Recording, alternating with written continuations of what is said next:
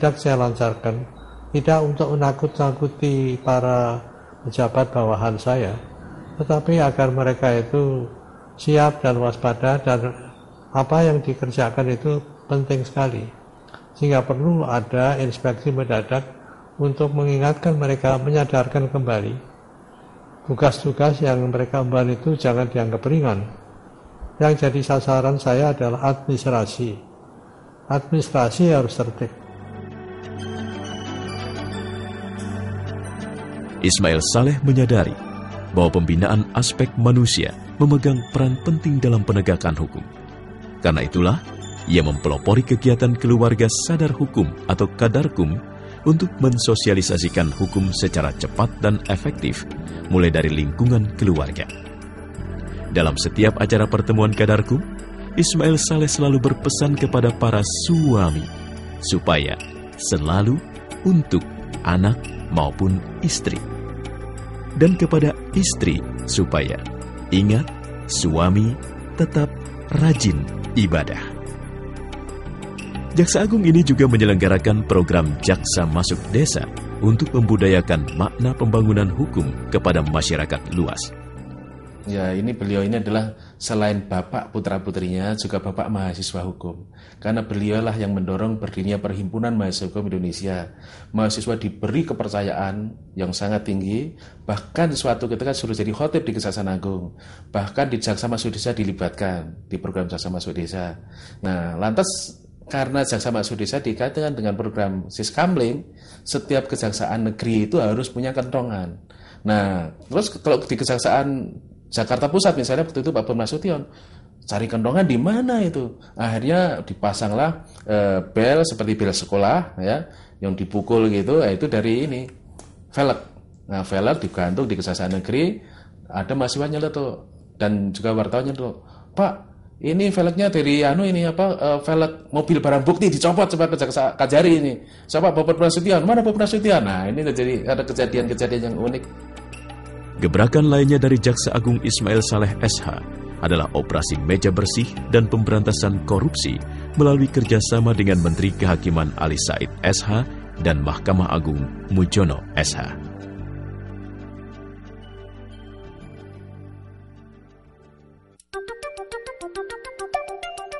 Menteri Kehakiman merupakan tanggung jawab berikutnya yang dibebankan ke atas pundak Ismail Saleh.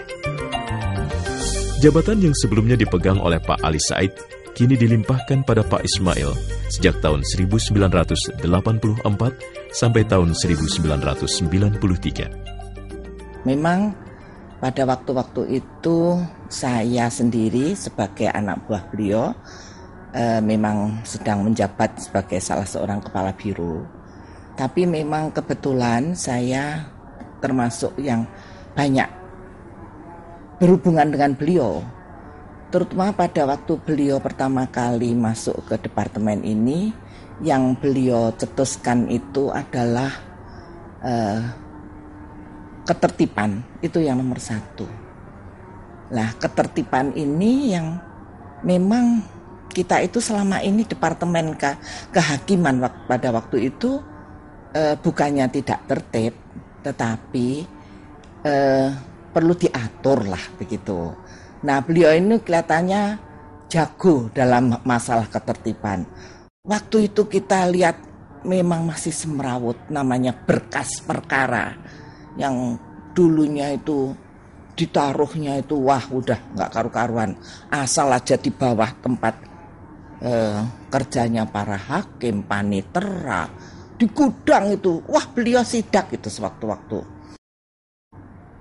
Itu ditertibkan beliau sehingga bagus.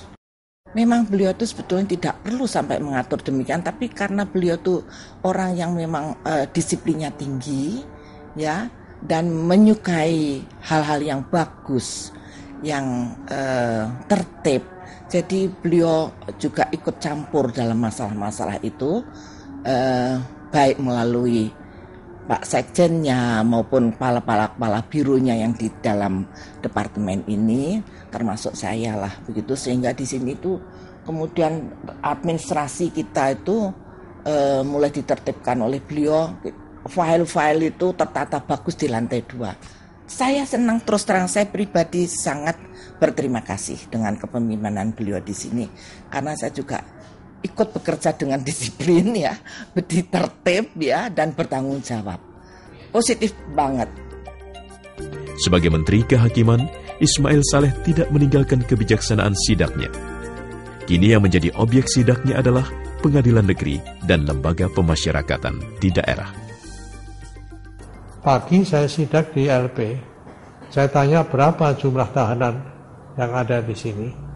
Itu ditulis di pos, ada tahanan, terus titipan.